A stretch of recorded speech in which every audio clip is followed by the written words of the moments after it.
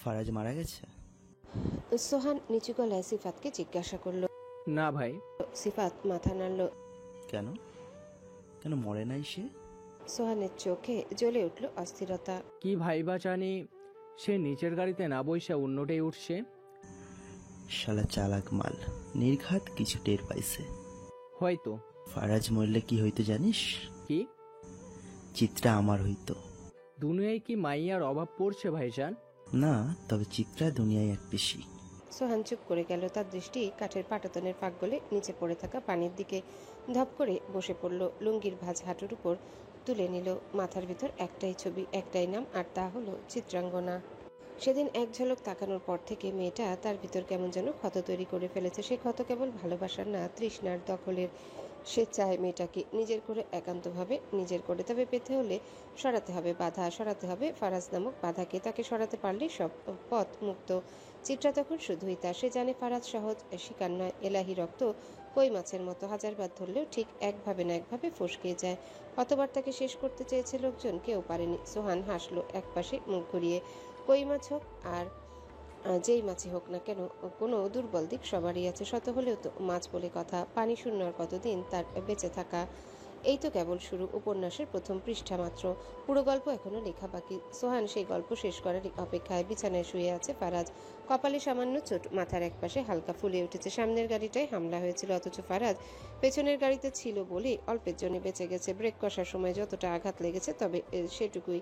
গাড়িতে ওঠার মুহূর্তে এক অদ্ভুত অনুরণ হয়েছিল ভেতরে। কেন জানি নিজের গাড়িতে না উঠে অব্রর গাড়ি বের করেছিল সে। সাধারণত ফারাজের গাড়ি থাকে মাঝ বরাবর, কিন্তু আজ ছিল একেবারে পেছনে। তাই হামলাকারীরা ভেবেছিল মাঝের গাড়িতেই ফারাজ আছে, সেটাতেই ঝাঁপিয়ে পড়েছিল তারা। এই যাত্রায় ফারাজ কিভাবে বেঁচে গেল তা তার নিজেরও ঠিক বোধগম্য নয়, কিন্তু খোদা তাকে কার জন্য বাঁচিয়ে রেখেছে সে উত্তর তার স্পষ্ট। চিত্রাকে গুছিয়ে না রেখে, তাকে নিরাপদে না রেখে ফারাজ কখনোই মরতে পারে না।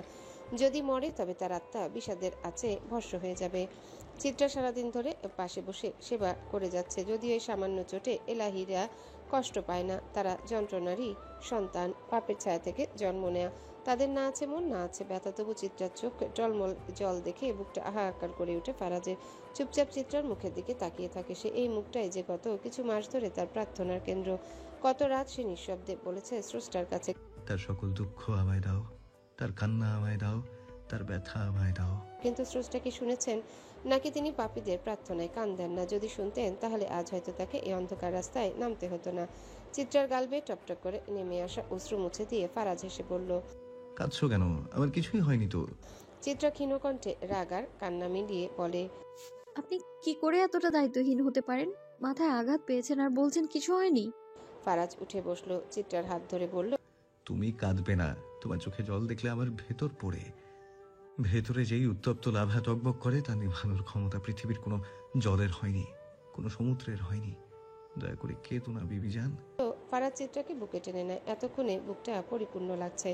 এতক্ষণ মনে হচ্ছিল দেহ থাকলে তা যেন নিষ্প্রাণ, হৃৎপিণ্ডটা ছিটকে পড়েছে হয়তো কোথাও। ফারাজ সিলিং এর দিকে তাকায়। নিঃশ্বাস ছেড়ে প্রথমেই তার কথা ভাবে সে যাকে মারার চেষ্টা করেছে কে হতে পারে। খুনি কি তার খুব কাছের নাকি অচেনা? ফারাজ নিঃশ্বাস ছেড়ে চিত্রা পিঠে আলতো করে হাত বুলিয়ে দিতে দিতে আবারও ভাবনার দুনিয়ার পথভ্রষ্টা পথিকের ন্যায় হারিয়ে যায়। মনে মনে ঠিক করে নেয় সামনে দুটোই পথ খোলা। এক পথে চিত্রা দাঁড়িয়ে, অন্যটায় পাপ। কাকে বেছে নেওয়া বড্ড প্রয়োজন তা ফারাজ জানে। চিত্রা তাকে বেছে নিবে। সে কাউকে ভালোবাসলে তাকে আপন করে পেয়ে কাছে রাখতে চাইলে মানুষ সব করতে পারে। পাপ বিসর্জনের বদলে পবিত্রতা পাবে, সেটা ভাবলেই তো ভেতরটা শান্তির মোহে ডুবে যায়। বাইরে তখন আবারও বৃষ্টি নেমেছে। চিত্রা আশ্রয় নিয়েছে ফারাজের বুকে। বারান্দার দরজা খোলা। সে স্বামীর বুকে মাথা রেখে বিধ্বস্ত নজরে তাকায় সেই কালো মেঘের অন্তরালে লুকিয়ে থাকা আকাশের দিকে। খানিক চুপ থেকে কি ভেবে যেন হুট করে বলে উঠল, জানেন বৃষ্টির জন্ম কিভাবে হয়? আকাশ আর মাটির ভালোবাসা থেকে। তারা জানতো তাদের স্পর্শ অসম্ভব। আকাশ সব সময় উঁচুতে, মাটি সব সময় নিচে। তবুও তারা প্রতিদিন একে অপরের দিকে তাকিয়ে থাকতো। তাদের এই দূরত্বের মাঝখানে জন্ম নেয় মেঘ। আর একসময় সেই মেঘ ভরে উঠে চোখের জল দিয়ে। যখন আর সহ্য হয় না, তখন বৃষ্টি নামে আকাশের অশ্রু হয়ে মাটির বুকে। এটাই তাদের এক মুহূর্তের মিলন, এক শাশ্বত বিরহের মধ্যে ভাবনার বাইরে যা হয় সেটাই হয়তো সত্যিই ভালোবাসা, কারণ বাস্তবতা আমাদের ইচ্ছার ধার ধার না। সহজ করে বলো। কিছুই বলার নেই, শুধু বলতে চাই আমরা যেন মাটি আর আকাশ হয়ে না উঠি কখনো। দ্রুত হওয়ার আগে মৃত্যু হোক। হলে কি হবে? আমরা যদি মাটি আর আকাশের মতো হই তাহলে চাইলেও ছুতে পারবো না একে অপরকে। হয়তো এক অদৃশ্য টানে প্রতিদিন চোখে চোখ রাখবো, চোখ না হলেও হৃদয়ে অন্তর্গত কোথাও। এই দূরত্বের মাঝেই জন্ম নেবে আমাদের অনুভবের বেগ। তাতে জমবে না বলা কথার জল। কখনো সে ঝরে পড়ে চুপি চুপি অভিমান হয়ে, অভ্যস্ত হয়ে, অথবা নীরব কান্না হয়ে। আর এভাবেই একদিন হয়ে যাবে অনাকাঙ্ক্ষিত বিচ্ছেদ। আমি বিচ্ছেদ সইতে পারবো না ফারাজ। আপনাকে হারালে হারিয়ে যাব আমি। চাই না আপনাকে হারাতে। আপনি আমার ছেড়ে কখনো যাবেন না, কথা দিন। চিত্রা হাত বাড়ায়। ফারাজের হাতে হাত রেখে চিত্রার কপালে চুমু দিয়ে বলল। দিলাম। ভারাক্রান্ত হৃদয় নিয়ে একটা দীর্ঘশ্বাস ফেলে মনে মনে শুধিয়ে উঠল। পাপীরা কথা দিয়ে কখনো কথা রাখে না চিত্রা।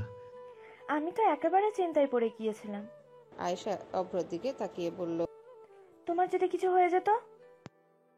বোকামি, কিছু হবে কেন? যদি তোমাদের গাড়িটার উপর হামলা হতো?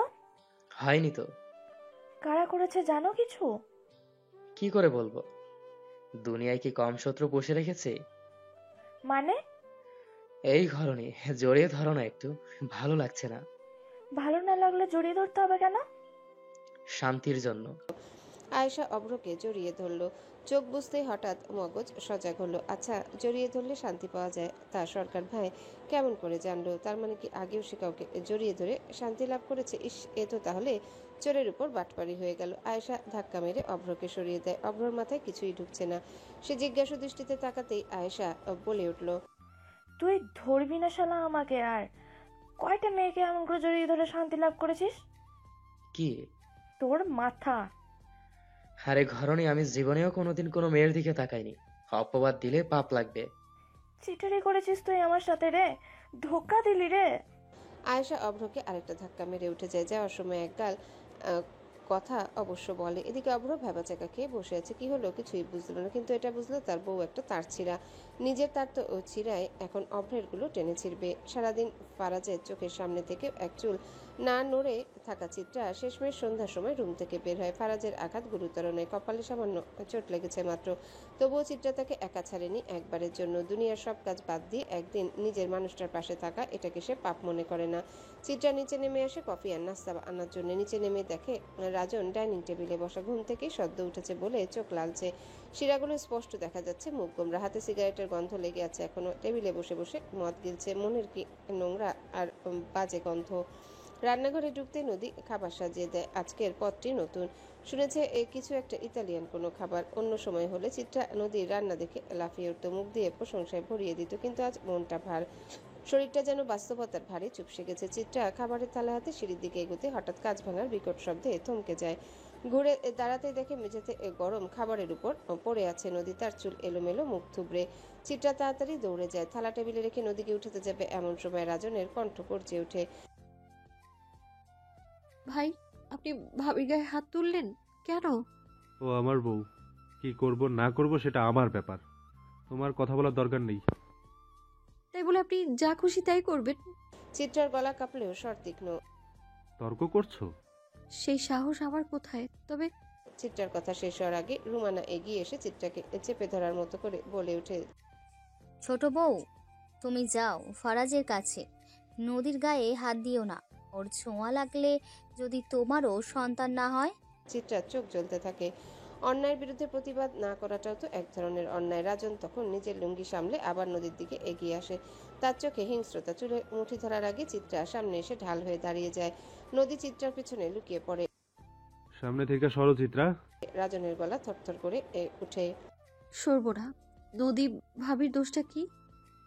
দোষ কি মানে? আমারে মদ খাইতে নিষেধ করে? আমি কি ওর বাপের পয়সায় খাই?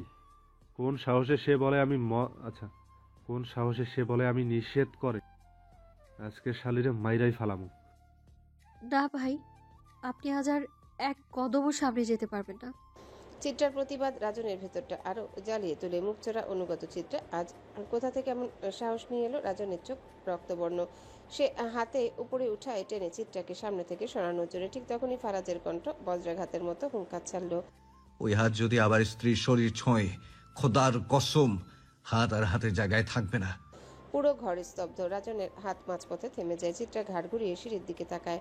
সেখানে দাঁড়িয়ে আছে ফারাজ। সাদা শার্টে মোড়ানো সুগঠিত দেহ, পকেটে হাত গুজে রাখা, চোখে তীক্ষ্ণ বিদ্যুৎ ঝলসে পড়ছে। রুমানা ধীরে ধীরে পেছাতে থাকে। ফারাজের চোখে চোখ রাখতে সাহস হয়নি। বিপদ যেন জানালার পর্দা সরিয়ে সামনে দাঁড়াতেই তিনি এখানে একদণ্ড দাঁড়িয়ে থাকার সাহস হারিয়ে ফেলেন। ফারাজ এগিয়ে এসে চিত্রাকে সামলে নেয়। চিত্রা হাত ধরে নদীকে টেনে তোলে। ফারাজ চিত্রার দিকে তাকিয়ে গাম্ভীর্য কণ্ঠে বলে, ভাবিকে রুমে নিয়ে যাও। আর তুমি ঠিক আছো তো? চিত্রা মাথা নেড়ে বলল, হুম। তাহলে রুমে যাও, খাবার আমি নিয়ে আসছি। চিত্রা নদীকে সঙ্গে করে নিয়ে চলে যায়। ফারাজ এবার সামনে এসে দাঁড়ায় রাজনের মুখোমুখি। চোখে চোখ আটকে যায়। রাজনের ঠোঁটে তুচ্ছ তাচ্ছিল্য। বেশি বাড়াবাড়ি হয়ে যাচ্ছে না? তুই আমার বিষয়ে নাক গলালে আমি কিন্তু নাক গলাতে বাধ্য হব।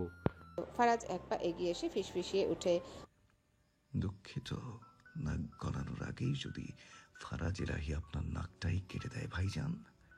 গভীর রাত, আকাশ কালো, চাঁদ মেঘে ঢাকা। নিস্তব্ধ পরিবেশে শুধু মাঝে মাঝে শোনা যাচ্ছে কুড়ালের ঠকঠক শব্দ। রাতকে চিরে ফাটিয়ে দিচ্ছে সেই শব্দ। মাহাদি তার শরীরের সমস্ত শক্তি একত্র করে গর্ত করছে। মাটি সরে যাচ্ছে তার শক্তির সম্মুখে। ঘামের ফোঁটা জমে জমে তার কপাল দিয়ে গড়িয়ে পড়ছে চোখের কোণে। গর্তটা যথেষ্ট গভীর হলে সে কুড়াল থামিয়ে দাঁড়ায়। কিছুটা দূরে পড়ে থাকা মেইলি মৃতদেহটার দিকে তাকায়। নিষ্প্রাণ নিথর নির্বাক সেই দেহখানা। মুখটা এমনভাবে আঁকা যেন চিরতরে চিৎকারটা থেমে গেছে। মুহূর্ত খানেক সে দাঁড়িয়ে থাকে নিস্পন্দ। তারপর নিজের মনে হিসেব কষে, পুরো দেহটা একসাথে পুঁতে দিলে হয়তো লাশ সহজে খুঁজে পাওয়া যাবে না, কিংবা সহজেই শনাক্ত হয়ে যাবে লাশ। এটাই করা মঙ্গলময়। সে কোনো ঝুঁকি নিতে চায় না। একটু থেমে নিঃশ্বাস টেনে কুড়াল হাতে নেয় সে। ঠান্ডা ধাতব ব্লেডের নিচে অচল গলা। এক কোপেই মাথা আলাদা হয়ে যায় দেহ থেকে। তারপর শুরু হয় নিষ্ঠুর পদ্ধতিগত ছেদন। হাত পা, উরু, বুক সবই আলাদা করা হয় দেহ থেকে। খুঁড়ে রাখা কয়েকটি ছোট গর্তে একে একে অঙ্গ প্রত্যঙ্গ সব পুঁতে ফেলে সে। মৃত শরীরটাকে একেবারে অচেনা করে দেয়। সমস্ত কাজ শেষ করতে দীর্ঘ সময় লাগে। রাত প্রায় শেষের দিকে। মাহাদি ক্লান্ত হয়ে বসে পড়ে নদীর পাড়ে। শীতল হাওয়া বইছে, ঘামে ভেজা শরীর হালকা হচ্ছে। সে গভীর এক নিঃশ্বাস ফেলে।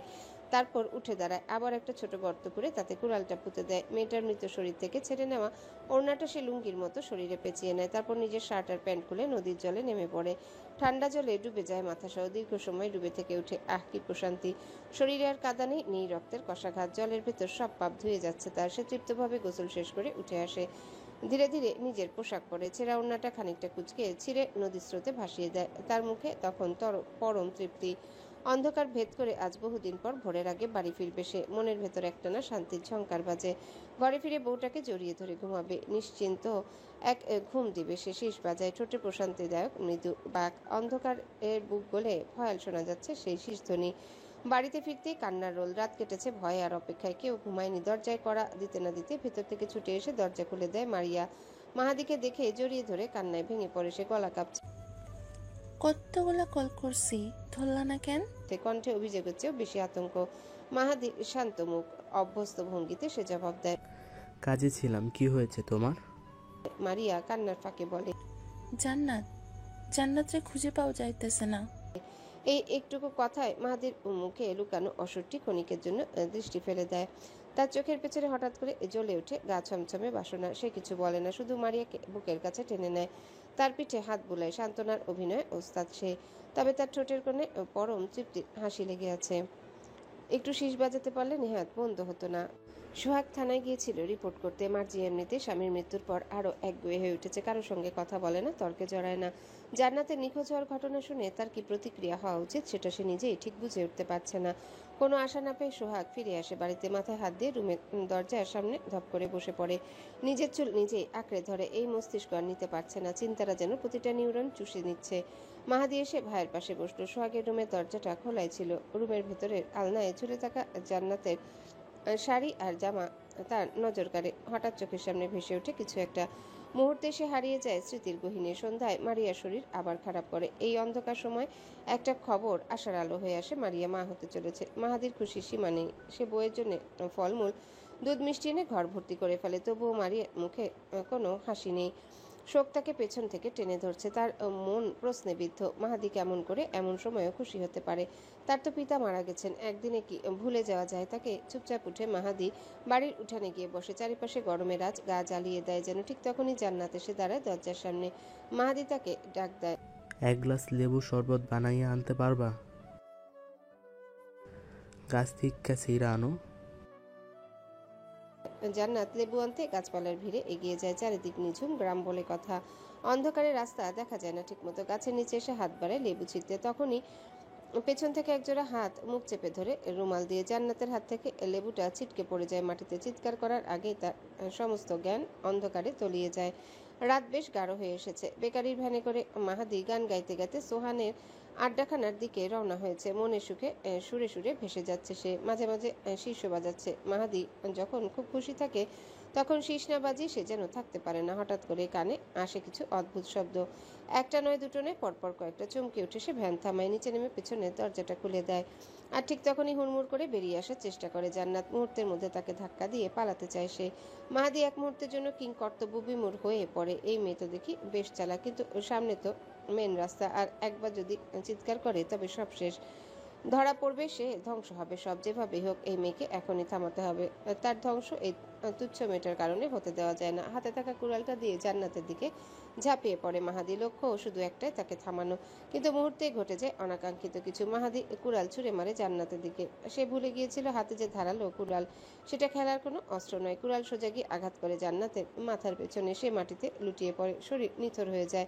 মাহাদি ছুটে গিয়ে তাকে ধরতেই দেখতে পায় তার হাত রক্তে ভিজে গেছে। থমকে যায় সে। এই তো মুহূর্ত আগে একটা জীবন্ত মানুষ, কি করে এমন হয়ে গেল? সে তো মারতে চায়নি, সে তো খুনি নয়। জান্নাতের চোখ থেকে প্রাণটা ধীরে ধীরে উড়ে যায়। অনেক কিছু বলার ছিল, হয়তো প্রতিবাদের, হয়তো প্রার্থনার, কিন্তু কিছুই বলা হয় না। তার আগেই নিঃশ্বাস থেমে গিয়েছে। একটা ছোট্ট প্রাণ এত সহজে হারিয়ে গেল, কি বিচিত্র। মাহাদি অন্ধকারে সেই নিতদের সামনে 1 ঘন্টার মতো বসে থাকে। ভেবে পায় না কি করা উচিত, কোথা থেকে শুরু করবে, কিভাবে শেষ করবে। শেষমেশ মাথায় আসে একটা সিদ্ধান্ত, এই দেহটা মাটির নিচে পাঠানো ছাড়া আর কোনো উপায় নেই। অতঃপর যা ভাবা তাই করা। মাহাদি কল্পনা জগৎ থেকে বাস্তবে ফিরে আসে। মারিয়াকে ঘরের ভেতর নিয়ে গিয়ে বসায়। ঠিক তখনই তার ফোনে একটা কল আসে। বাইরে গিয়ে কল রিসিভ করতে অপর প্রান্ত থেকে ভেসে আসে সিফাতের কণ্ঠ। সিফাত জানায় মাহাদি ইদানিং খুব ভালো কাজ করছে, চতুরতার সঙ্গে মেয়ে সরবরাহ করছে, নজর এড়ায়নি কারো। তবে এবার আরও বড় কাজ এসেছে। এমন কাজ সবাই করতে পারে না, কিন্তু সিফাত নিশ্চিত মাহাদি পারবে। এটা সোহানদের মূল অপারেশন, মানুষের দেহের গুরুত্বপূর্ণ অঙ্গ পাচার। কাজটা নতুন হলে দ্রুত সফলতা পেয়েছে তারা। এখন প্রশ্ন, মাহাদি কি ভয়ানক কাজের জন্য উপযুক্ত? তার ভেতরটা দ্বিধায় ভরে ওঠে। যদি শিশুদের টার্গেট করা হয় তাহলে কাজটা হয়তো সহজ হবে, কিন্তু পরক্ষণে তার মাথায় হাজারো চিন্তা এসে ভিড় করে। মানুষ মারা কি এতই সহজ? সে কি নিজেকে হারিয়ে ফেলেছে? ভাবা যায় মাহাদির মতো ছেলে এসব করার কথা চিন্তা করছে। মাহাদির এখনই মনে পড়ে সংসারের সব কাজে সোহাগ তার থেকে বেশি ভালো ছিল। তাই ভালোবাসার ক্ষেত্রে সোহাগকে প্রাধান্য দেওয়া হয়েছে বেশি। বাবার রেখে দেওয়া দোকানটাও পেয়েছে সোহাগ। খারাপ লেগেছিল তখন, কারণ সোহাগের তো তখন বিয়েও হয়নি, সংসার ছিল না। তবে মাহাদির সবটাই ছিল। টাকার কারণে বউকে ভালো খাবার খাওয়াতে পারেনি, কত কথা শুনতে হয়েছে, কত কষ্ট করে একটা কেরানির কাজ জুটেছিল, নামমাত্র বেতন। সংসারের বড় ছেলে বেকার হলে বোঝা যায় কে আপন আর কে পর। একটা কথা আছে, যার স্বামী টাকা বেশি তার সংসারে মূল্য বেশি। তেমনই তোমার টাকা নেই তার মানে তুমি একদিন পরিবারের চোখে অবহেলার পাত্র হয়ে যাবে। একটা পুরুষ মানুষের যে কোনো মুহূর্তেই হোক না কেন টাকা থাকাটা জরুরি। টাকা না থাকলে ভালো ছেলে হওয়া দুষ্কর, ভালো স্বামী হওয়া দায়। তাই তো লোকে বলে পুরুষ বাঁচে অর্থে, নারী বাঁচে সৌন্দর্যে। এই সমাজে বাঁচতে গেলে মানুষ নয়, টাকা লাগে। কথা শেষ করে মাহাদি ফোন পকেটে রাখলো। ঘাড় ফিরিয়ে দরজার সামনে অসহায়ের মতো মারিয়াকে দাঁড়িয়ে থাকতে দেখলো। কি মায়া এই নারীর ক্লান্ত চেহারায়। মাহাদি এই কাছে এগিয়ে আসতে মারিয়া তার শার্ট খামচে বুকের মধ্যেখানে লিপটে গেল। মাহাদি কপাল বরাবর চুমু বসিয়ে বলল, চিন্তার কিছু নাই ময়না, সব ঠিক হইয়া যাইব। সবাই কেমন হারাইয়া যাইতেছে, কথা দাও তুমি আমারে রেখা হারাইবা না। দিলাম। ফুলিকে অবশেষে স্কুলে ভর্তি করানো হয়েছে। অগাধ চেষ্টার পরও এই মেয়েটিকে নিজের কাছ থেকে দূরে সরিয়ে রাখতে পারেনি মোহনা। কি এক অদ্ভুত মায়া! ফুলি তার আত্মার এক বিস্তার হয়ে গেছে। কদিন ধরে প্রচণ্ড গরম পড়ছে। বর্ষার শেষ প্রান্তে এসে আবহাওয়াটা কেমন যেন চঞ্চল হয়ে উঠেছে। গুমোট অন্ধকারে সীমানা ঠেলে আকাশ হয়তো খুব শীঘ্রই নীল হবে।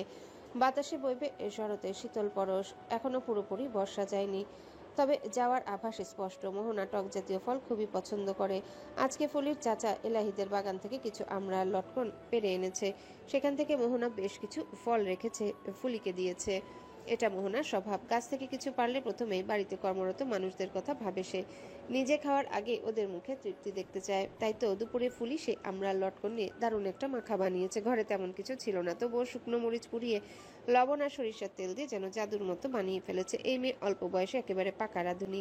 মাখা তৈরি করে সে নিজেই ছুটে যায় মোহনার কাছে। দুপুরের কাঠফাটা রোদ উপেক্ষা করে বাগানের দোলনায় বসে দুজনে গল্পে মেতে ওঠে। সে এক মায়াময় দুপুর, টকমাখা আর আন্তরিক আলাপে ভরা, যার প্রতিটা লহমা। ফুলি একটু থেমে বলল, কৌতূহল ভরা চোখে তাকে জিজ্ঞাসা করলো, আপনি আমারে বাড়ি পাঠাইয়াও আবার পাঠাইতে নিষেধ করলেন কেন? মোহনা হেসে উত্তর দিল, তোকে ছাড়া মন বসে না যে। ফুলি ফেল ফেল করে কিছুক্ষণ চেয়ে থাকলো, তারপর ধীরস্বরে বলল, আপনি সব সময় লিপস্টিক দেন কেন? মোহনা চোখ নামিয়ে নরম স্বরে বলল, মনের দুঃখ দূর করতে। ফুলি খানিকটা চুপ থেকে আবারও বলল, আপনার মনে এত দুঃখ? মোহনা এবার অবাক হয়ে তাকালো তার দিকে। তুই বুঝলি কিভাবে? ফুলি একটু না ভেবে বলল, সব সময় লিপস্টিক দেন যে, তাই কইলাম। দুঃখ বেশি দেখাই তো সব সময় দেন। মোহনা হেসে বলল, আমাকে খারাপ দেখা যায়? ফুলি লাজুক গলায় বলল, না, ছি, কি যে কন, আপনি তো একেবারে পরীর লাহান সুন্দর। মোহনা চোখে একরাশ মুগ্ধতা নিয়ে বলল, তবে আমাদের সবার চেয়ে সুন্দরী কিন্তু আরেকজন আছে। ফুলি চট করে বলল, কেডা? চিত্রা আপা? মোহনা হালকা ঠোঁট চেপে হাসলো। উফ বোকা, আয়নার সামনে দাঁড়ালেই তো দেখতে পাবে তাকে। ফুলি থমকে গেল, তারপর ধীরে ধীরে বলল, ওমা, আপনি আমার কথা কন? বলেই লজ্জায় তার গাল দুটো লাল হয়ে উঠল। মোহনা তখন একটুখানি ঝুঁকে আদর করে বলল, হ্যাঁ রে, তোর কথাই কইছিলাম। তোর মতন সুন্দর এই দুনিয়ায় আর কে আছে শুনি? ফুলি চুপ করে তাকিয়ে রইল মোহনার চোখে, তারপর আস্তে বলল, আপনি? আজ বহুদিন কেটে গিয়েছে। ফারাজ ইতিমধ্যে তার ব্যবসা বাণিজ্যের দিকে এক প্রকার গুরুত্ব দেওয়া বন্ধ করে দিয়েছে। বিদেশ থেকে বারবার কল আসছে, সব ডিল আটকে আছে ফারাজের হুকুমের অপেক্ষায়। কিন্তু ফারাজ নির্বিকার, কিচ্ছু হচ্ছে না।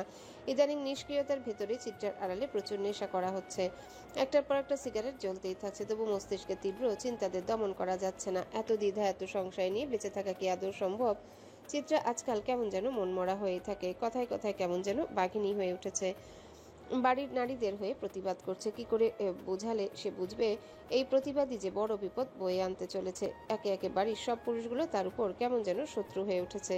ফারাজকে না হয় এত সহজে ক্ষতি করা সম্ভব নয়, তবে চিত্রা, সে তো নিষ্পাপ। তার মনে তো সবার মতো এত বিষ নেই। যার বিষ নেই তার বিষাক্ত ছবল খাওয়া অস্বাভাবিক কিছু নয়, ভয় হয়। যদি ভুল করেও এই নারী চোখের আড়াল হয় তখন কি হবে? মনের আড়ালও কি হয়ে যাবে? তবে মাঝে মাঝে আফসোস হয়, বড্ড চিৎকার করে যদি মনের হাহাকার মিশিয়ে চিত্রাকে সে বলতে পারত, আমাকে আকাশের সাথে তুলনা করে ভুল করনি আগুন সুন্দরী, তবে আমি এক বিন্দু ঔদার নই। বিশ্বাস করো, বিষাক্ত নীল আমার বিষম হয় প্রতিটি শিরা উপশিরা। শুধুই বিষাক্তের ছোঁয়া আমার ত্যাগ করা প্রতিটি নিঃশ্বাসের রন্ধ্রে রন্ধ্রে। এই শরীর, এই হৃদয়স্থে তোমাকে ঠাঁই দিয়ে কেমন যেন অম্লতায় ঘিরে ফেলেছি। তোমার প্রতিটি সময়ের ঘূর্ণি পাকে, তোমার চোখে ভালোবাসা তীব্র হৃদয় কারা চাহুরি আজকাল চূর্ণ বিচূর্ণ করে ফেলছে আমার অন্তরের অন্তঃস্থল। কি করে বোঝাই বলো? তোমার প্রিয়তমের শরীরে যে রক্তের বিন্দুকণা থেকে তিক্ততাই প্রকট, যার প্রতিটি লেলিহানে তোমার ধ্বংস অনির্বাচ্য। ফারাজ লিখতে জানে না, সে তো আর কবি নয়, তবে মনে মনে বহুবার আওড়ায়, তুমি আমার কারণে কষ্ট পাবে ভাবলেও পরাণ পুরে, হৃদয় ভ্রমর মৃত্যু সুধায় জখম হয়। তবু এক কথায় বলতে চাই, তুমি খারাপ আছো শুনে আমার ভালো থাকার ভালো নেই। ফারাজের সম্মুখে জ্বলছে ছোট একখানা টেবিল ল্যাম্প। হালকা কমলা আলোয় ঘরটা আরো নিঃসঙ্গ মনে হচ্ছে। চেয়ারে বসে পা ঝুলিয়ে রেখেছে সে, দুই হাতে চুল খামচে ধরেছে, মাথাটায় প্রচন্ড জ্বালা পোড়া করছে।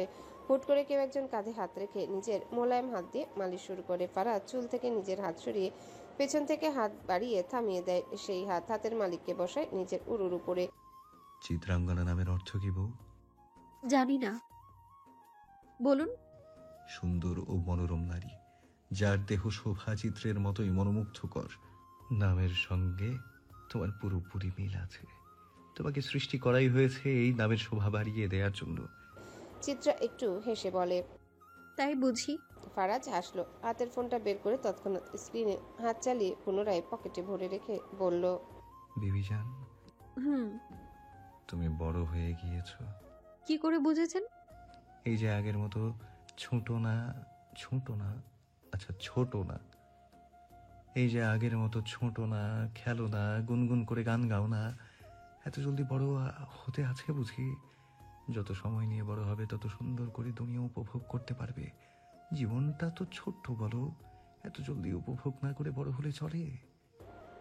চিত্রা ফারাজের চুলে হাত বুলিয়ে অবাক চোখে তাকায়। কিছু বলতে যাবে তৎক্ষণাৎ রুমের মধ্যে অব্র ঢুকে। সাধারণত ফারাজের স্টাডি রুমে কেউ প্রবেশ করে না, আজও অন্য কারো প্রবেশ করার কথা ছিল না, তাই হুট করে রুমে ঢুকে পড়লো অব্র। কিছু খেয়াল না করেই বলে উঠল, মরিয়ম আর বেঁচে নেই ভাই। রাতে পিয়াস কল করেছিল ফারাজকে। নিশি আর তার মধ্যখানে কোনো ঝামেলা নেই। এত জলদি দুজনে এক হয়ে যেতে পারবে কে জানতো। তবে এক হওয়ার পেছনে আরেকটা কারণ অবশ্য ছিল, তা ছিল পিয়াসের মানসিকতা, তার পরিবারের চিন্তা ভাবনা। এখন নিশির পরিবারও তাকে ক্ষমা করে দিয়েছে। আর ওই রবিন, তার পরিণতি কি হবে? নাকি এতদিনে হয়ে গিয়েছে, যদিও এত জলদি হওয়া উচিত হয়নি। নিশির হাতে তার শেষটা লেখা না থাকলে কেমন যেন হয়ে যায় না? তাকে তো দেখতে হবে নিশি আজ কতটা খুশি। সেদিন মিথ্যা নাটক করে খুলনা থেকে কিশোরগঞ্জ না আনা হলে তো কখনোই নিশি পিয়াসের মতো একজন পুরুষের জীবনসঙ্গী হওয়ার সৌভাগ্য লাভ করতে পারতো না। নিয়তির প্রশংসা করতে হয়। আমরা মানুষ তো প্রায় ভুলতেই বসে গিয়েছি ওই খোদার কথা, যিনি যা কেড়ে নেন তার থেকেও উত্তম কিছু ফিরিয়ে দেন। চিত্রা মাত্র বাসায় ফিরিয়েছে, মরিয়মের লাশের চেহারা দেখার সাহস হয়নি। পোড়া লাশ দেখার সাহস কি সবার থাকে? বুধবার মরিয়ম নরসিংদী তার মামার বাড়ি যাওয়ার উদ্দেশ্যে বাসে উঠেছিল। তবে মাঝপথে বাসে আগুন লেগে যায়। অনেকে সেই যাত্রায় বেঁচে গিয়েছিল, কেউ বা বাঁচতে পারেনি। এই তো সবেমাত্র ভয় কাটিয়ে নতুন করে ফুটতে শুরু করেছিল মরিয়ম নামক কলিটা। কিন্তু ভাগ্যের কি পরিহাস, তাই না? বাসায় এসে চিত্রা মুখে টু শব্দ পর্যন্ত করেনি। বাহিরে থেকে এসেছে, তারপরেও এই মেয়ে গোসল করবে না ফারাজ জানে, কিন্তু ফারাজ তো গোসল ছাড়া একদণ্ড থাকতে পারবে না। রুমে এসে চিত্রা ফারাজের বুকের সঙ্গে মিশে যায়। ফারাজ প্রশ্ন করে না, জড়িয়ে নেয় চিত্রাকে নিজের মধ্যখানে, চুলে হাত বুলিয়ে বলে, যাও টুনটুনি, গিয়ে গোসলটা করে আসো। ইচ্ছে নেই। ও রিয়েলি? হুম। যাও বলছি, আমাকে গোসল করিয়ে দিতে বাধ্য করো না। বললাম তো, শরীর মন কারোরই গোসলের ইচ্ছে নেই। ফারাজ একটা মুচকি হাসি দেয়, কোনো কথা না বলে চিত্রাকে পাজা খুলে তুলে গোসলখানায় যায়। চিত্রের ইচ্ছে না থাকা সত্ত্বেও একটা টু শব্দ করে না। ঝর্ণার নিচে চিত্রাকে নামিয়ে দিয়ে ঝর্ণা ছেড়ে দেয়। মৃদু গরম পানি পড়ছে, সেই পানিতে নিভে যাওয়া আগুনের শেষ ছাইটুকু ধুয়ে মুছে একাকার। গোসল সেরে ফারাজ চিত্রার জামা বদলে দেয়, জোর করে ভাত খাইয়ে ওষুধটাও খাইয়ে দেয়।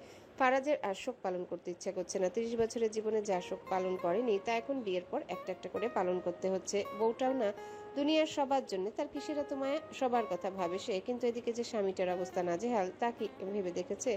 চিত্রা কোনো কথা না বলে ফারাজের পাশে এসে শুয়ে পড়ে। কিছুক্ষণ ওপাশ হয়ে শুয়ে থেকে হুট করে ফারাজের বুকের উপর মাথা রাখতে ফারাজের বুকের ভেতরটা ধপ করে নড়ে উঠল। কষ্ট করে এতক্ষণ সে নিজেকে নিয়ন্ত্রণ করছিল, খিচ মেরে বিছানার সঙ্গে লেপটেছিল, কিন্তু এখন ফারাজ একটা নিঃশ্বাস ফেলে চিত্রাকে বলে, ঘুমাচ্ছ না কেন? চিত্রা জবাব দেয় না। ফারাজের ভেতরে জ্বালা পোড়া এখনো কমছে না, বরং লাভার মতো বেগ পাচ্ছে। তার নিঃশ্বাস ভারী হচ্ছে। দীর্ঘদিন পর তার অহর রাজনীতির রাত জাগা বিরহ খানিকটা হালকা হয়েছে। বাঁশ খেলে তো এমনিও খেতে হবে আর অমনিও, এর চেয়ে ভালো রোম্যান্স করে একেবারে বাঁশ খাওয়া। সময় নষ্ট করলে তারই লস। মরিয়মের মৃত্যুতে তার খারাপ লাগার কথা কি ছিল না মনে হয়, তাই বোধহয় কোনো অনুভূতি জন্মাচ্ছে না। আর ফারাজের কাছে ইমোশন হচ্ছে ছোটলোকি জিনিস। ফারাজ এলাহির এসবে পোষায় না। জল্লাদের এত ইমোশন থাকলে কারাগারে পাপীদের ফাঁসি দিবে কি? জল্লাদের মায়া থাকতে হয় না, ফালতু জিনিস ওই সব। ঘুমিয়ে পড়ো। চিত্রা এবারও জবাব না দিয়ে ফারাজের বুকে হাত রাখে। সেই হাত ধীরে ধীরে বুক গড়িয়ে নিচে নামতে শুরু করে। ফারাজের অবস্থা এবার সত্যি খারাপ। বউ তার পাশে শুয়ে তাকে ব্যাট টাচ করছে। ছোট লোক বউয়ের ছোট লোকই সব কারবার। হাত গভীরে হারানোর আগে ফারাজ খপ করে ধরে ফেলে চিত্রার হাতের কবজি। নিজেকে এবেলায় নিয়ন্ত্রণ করা এত কঠিন কেন? পৃথিবীর সবচেয়ে কঠিন কাজ বোধহয় এটাই। উঠ করে চিত্রা ওপাশ থেকে ফিরে ঘুমানোর প্রস্তুতি নিয়ে গম্ভীর গলায় বলে, ঘুম পেয়েছে, ঘুমালাম আমি। মেয়ে কি বলে? ঘুম ধরেছে তার? আসলে তোমার ঘুমের থেরাপি দেই। মুহূর্তের ভেতর ফারাজ চিত্রাকে নিজের দিকে ঘুরিয়ে নেয়। দু হাতের কবজি একসাথে জড়িয়ে নিজের এক হাতে শক্ত করে চেপে ধরে, পূর্ণ আয়ত্তে নিয়ে ফেলে তাকে। অতঃপর চিত্রার বক্ষ পাঁজরের উপর ঝুঁকে পড়ে ফারাজ হাসকি কণ্ঠে বলল, বিবিজান, তোমার হাত তো আবার 12টা বাজিয়ে দিয়েছে। তোমার হাতের কাজ শেষ। Now it's my time. Johan গটগট করে একের পর এক মদের বোতল খালি করে দিচ্ছে, কারণ আজ তো তার খুশির দিন। ওই শালী মরিয়মটা নাকে দড়ি দিয়ে তাকে ঘুরিয়েছিল, এখন দুর্ঘটনায় মরেছে। ভালো হয়েছে না? একেবারে উচিত শিক্ষা। তবে জোহান একটু অবাক হয়েছে বটে, কারণ সেই রাতে মরিয়ম তাদের বাড়িতেই ছিল, কিন্তু সে কি করে টের পেল না? যদিও পাওয়ার কথা ছিল না, একে তো এত রাত করে সে বাড়ি ফিরেছিল, তার উপর সেই সময় বাড়ির সবাই ঘুমিয়েছিল। তাই কি করে জানতো বাড়িতে কেউ এসেছে? আর সেই ব্যক্তি ওই মরিয়ম মেয়েটাই। তার উপর ওই মেয়ে যে এই বাড়িতে ছিল তাও কখনো জানা হতো না, যদি না লাশ যাচাই করতে জোহান মরা বাড়িতে যেত। ভাগ্যে সেখানে সাবধানের সহিত যাওয়া হয়েছিল, তা না হলে না জানতে পারতো চিত্রার ক্লাসমেট ছিল ওই মেয়ে, আর না জানতে পারতো চিত্রা শোক পালন করতে সেখানে হাজির হয়েছে। জোহান আরেকটা মদের বোতল খুলে একবার নৌকায় বসে থাকা সোহানের দিকে তাকায়। এই কাইল্ডার মাথা পোকা খেয়েছে। মেয়ে মানুষের প্রেমে মানুষ এমন ডুবে, চিত্রার জন্য আজকাল কাজকর্ম সব ছাড়তে বসেছে। ভাগ্য ভালো তার সঙ্গে এতগুলো মানুষ কাজ করে, তা না হলে সে যা শুরু করেছে দেখা যেত কবে এই ব্যবসার পিছনে আগরবাতি জ্বলছে। রাজন ভাই কই গো? রোশন জোহানের দিকে তাকে মুখ বাঁকানি দিয়ে টেনে বলল, হ্যালো বন্ধুরা, পরবর্তী পার্ট খুব তাড়াতাড়ি আসবে, তো সবাই অপেক্ষায় থাকো। আর চ্যানেলটি যারা এখনো সাবস্ক্রাইব করোনি তারা পরবর্তী পার্ট দেখার জন্য চ্যানেলটি সাবস্ক্রাইব করে রেখো। ধন্যবাদ সবাইকে, আমাদের সাথেই থেকো।